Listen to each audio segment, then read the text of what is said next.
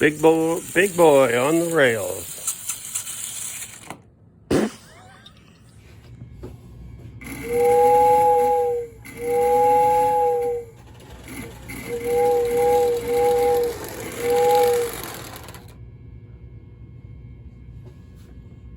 Hello everybody and welcome back to Old Frail Decrepit. This time we're going to have a look at Marx passenger cars. When I got to looking around, I haven't done a video just showing the different varieties of the Marx passenger cars. And I didn't really realize just how many different little variations I had of these. So much so that at the train show, this last Omaha train show, I even picked up another variety that I didn't have. I guess it's a disease. But we're going to have a look all the way from the pre-Marx Joyline all the way up to their deluxe illuminated with window film with figures in it. So it's going to be a long video though. So I'll just let you know, in case you need to schedule twice the time, the first half is going to be me blabbing on about these different cars. And the second half will be the running session. So thanks for watching and enjoy the video.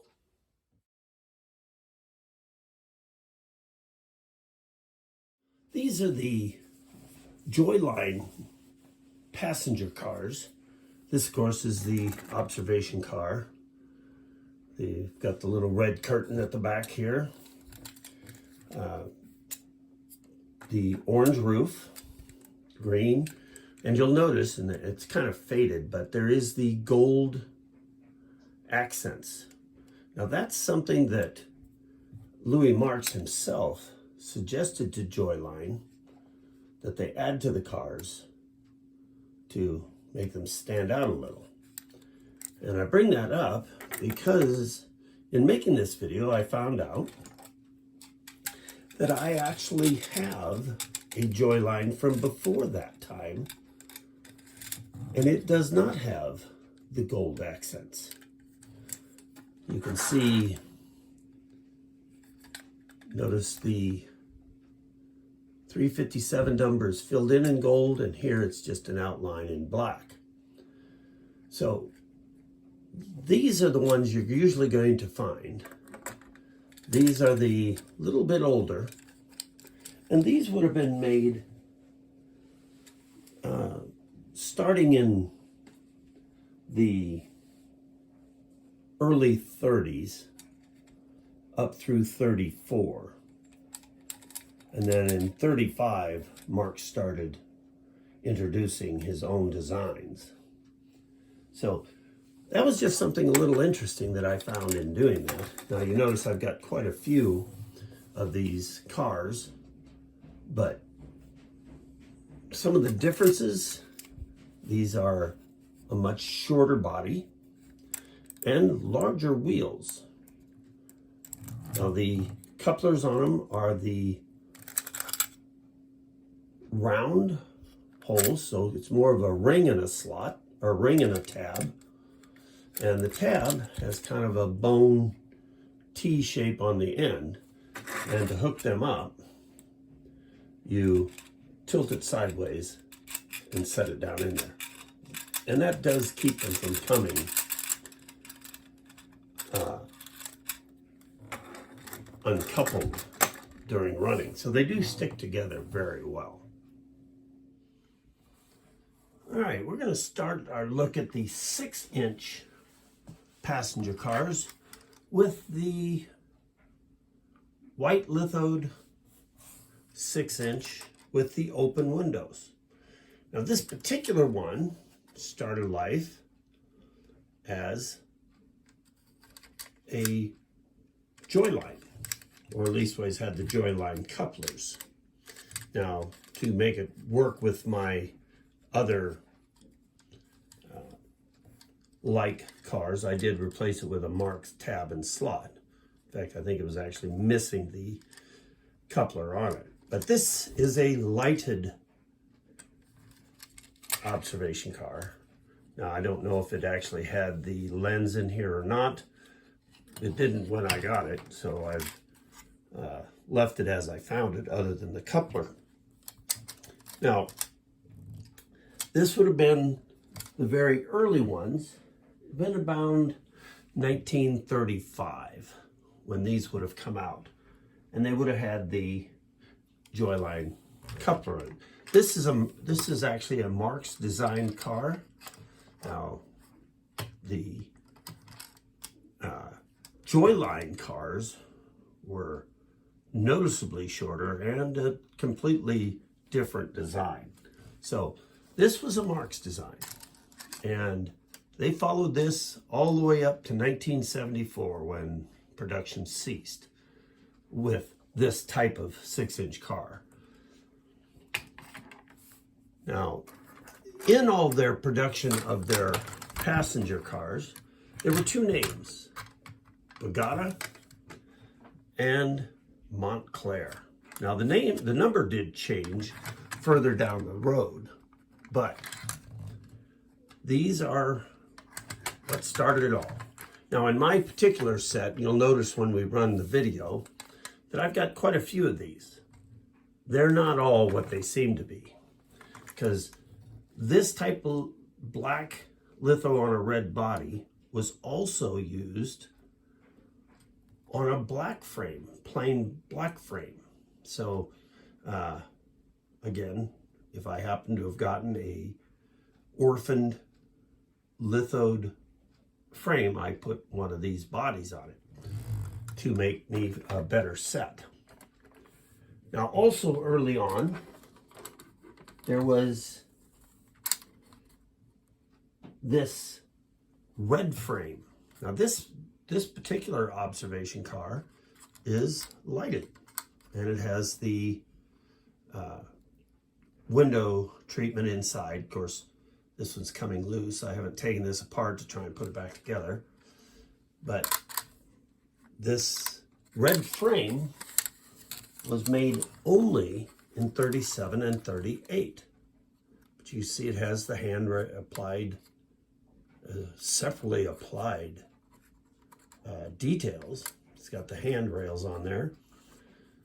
But these were lighted, and seemed to me some of these even had an on-off switch. Now, if this did, it's been modified. So, but these are, I'd love to have a set of these, the lighted ones, but that's something we'll have to wait and see if I can pick up at a old, frail, and decrepit deal. Now, after those, you began to see these. And this followed Marx's philosophy of make them cheap, but make them quality. And here they are, 80 some years later, well, probably closer to 90 years later, and there they are. They're still in use. So this is what they went to after they moved away from the punched out windows.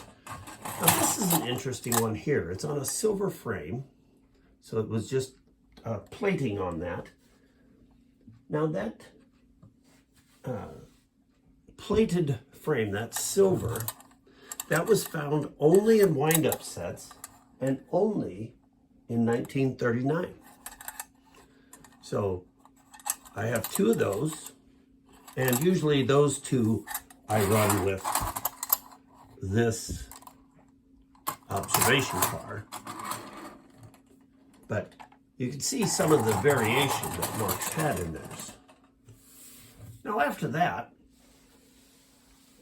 starting in, well, from 50 to 54, you come up with these. And again, this seemed to be only in a wind-up set. Now, that's all the ones I have are from wind-up sets. So, and you can tell that it's got the sliding coupler. It would have originally had plastic wheels, but you'll notice in all of my rolling stock, I take the plastics off and put metals in. I like the sound of the metal on metal. So these were excellent looking little cars in the blue.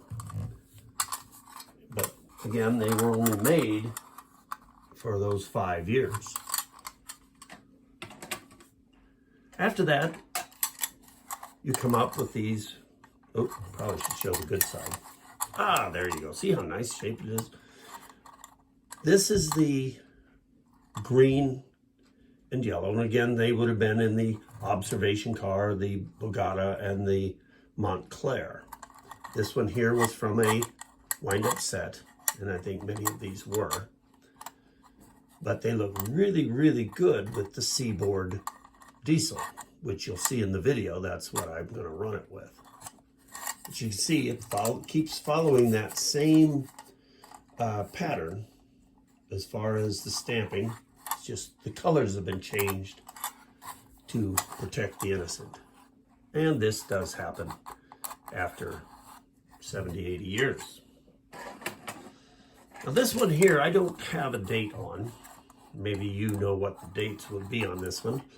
I'm going to guess it to be mid-50s, early 50s, like 52, 53, because of the plastic coupler on it. But this would have been with an army train, obviously. But it is exactly the same pattern, just different in the lithography on it. And it would have had like a radio car, and then maybe a flat car with a tank, and another flat car with a machine gun or a cannon. And other sets had airplanes and such. Haven't gotten all those cars yet, but I do have this one, so that's a start. Now the newest of the 6-inch tin are these New York Central. Now they differ from the other 6-inch tin is that they do not have the Bogota and Montclair name on them. They have numbers instead. Even the observation car has a number. So they are 2071 and 2072. So they were definitely upgrading, making them look a little more realistic. And this is just lithography. There isn't any texture to that other than what the rust has put into it. This has got a little bit of a raised here and a raised here, but they are very good looking. Now I was just noticing here, oh, this is some of my handiwork. It was missing the back wall. So I took the back wall off of a junk observation car, painted the plain side with a flat black, and attached it that way, so I'd end up with a complete car. Doesn't look too bad, but just so you know, that's not the way they came. But the one thing about these, when you find them, every one I've seen has these plastic knuckle couplers, which you can hook them up to the tab and slot, but that's about it. I'll let you in a little secret though. If you're one of the S-scale guys and you're looking for some knuckle couplers to go with your American Flyer, put these in some hot water and you can remold them to work with your knuckle couplers on the American Flyer. I've done that, so I know that one works.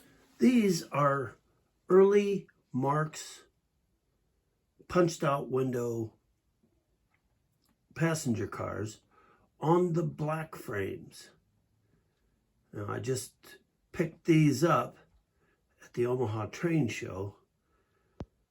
But they are rough, but they do show that not only did they come with the Joyline frames, but they also came on the Marx designed frames. So let's give these a run behind this Commodore Vanderbilt that I just picked up. These are the New York Central passenger cars. Now, mine are a little different because when I got them, they were in rather rough shape. So I thought I would just play around with them a little. I painted the tops a flat black. So I have the short dome and the observation car. I am missing the coach, which one of these days I'll run into that, and then I'll be able to finish out what I'm collecting here. And I'll also customize it to match these. Now these are lighted cars, so they have the window film, they have the power pickup. These have the tilt coupler like the others of these longer passenger cars. Now these had the Marx scale wheels on them. So you can see they're noticeably shorter than what you'd see on the other Marx passenger cars. So these have the smaller wheels to make them look more scale. Now, notice I say Marx scale. They are not O scale. So you rivet counters, they're not gonna meet up with what you're looking for. But running with other Marx things, they do meet that. I think they say it's a 1/64th scale. So these are good looking cars. These are a little tougher to find than say a Santa Fe, but they do make for a very good looking car, and I do like to run them when I get the chance. These did come out in 1949 or 1950. There seems to be some question mark as to when they actually hit. So they've been around for a while. These are some examples of the Marx Santa Fe passenger cars. Now, I've got a set of the lighted version. This is the lighted version, and you can see it's got the printed window film, and then there'll be a light inside that glows through that. Also has the pickup. You can see what I paid for this. I bought it at an estate sale, and that's what I paid per car for the ones that I bought there. I've since added to that set. But has the coach, the short dome, and then the full-length dome on this car. Now, you'll notice that the number on the coach, the short dome, and the full-length dome, the number on those cars is the same. Now, I'll show you another little thing about that. This was made at about the same time, and these cars would have had the same numbers as the lighted version. So the 3197, this is the type with the lithographed windows rather than the stamped out with the light and the film. There's no power pickup on these. Now, this type, there were several different road names on them, but this particular one would have come out starting in 1952. And they ran for some time. In fact, you don't find Marx coming out with plastic passenger cars. So these were their premium passenger cars. But I have a complete set of the lighted, and then I also have a complete set of the lithographed. Now the lithographed set that I have is just 2 coaches and the observation car. This is a set of passenger cars that I picked up about a year ago. And this is, of course, a Louis Marx and Company Incorporated out of Miami, Florida, which is one of the names that the new Marx company went under. And these are Canadian Pacific passenger cars. Now they are based on the Marx 7-inch rolling stock. And as you can see, they are in excellent condition. Now they are not listed as toys, they are considered collectibles, but I do have the 4 of them. But they have the tab and slot couplers, which works great with most of my Marx stock, and some of the other tilt couplers that have the plastic tilt couplers that have the slot for the tab to fit into. And they have the distinction of being the only new Marx rolling stock that I own, other than that Pennsylvania locomotive and tender that I'll be pulling them with in the video. But this particular set was made in November of 1992, and from what I could tell, they were made until 2004. Might have been a little longer than that, depending on the source you're looking at. But if you can get your hands on a set of these are really nice. You're going to pay a little extra for them, but I think they're worth it.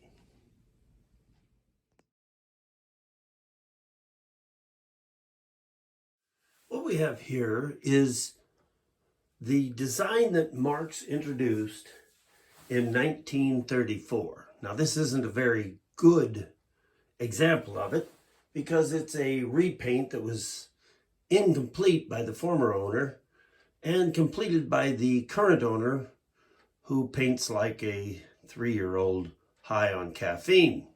So it really doesn't look all that great. I've got one original looking car, that's why this train's so long. But the original 1934 version would have had a Joyline motor. This has the improved Marx motor, so this is actually a later production piece. But this is a Marx version of the Union Pacific M10000. And they introduced it and ran with it for a few years. So this is the first of the original Marx designs. These are the M10005 consists that Marx came out with in the 1930s.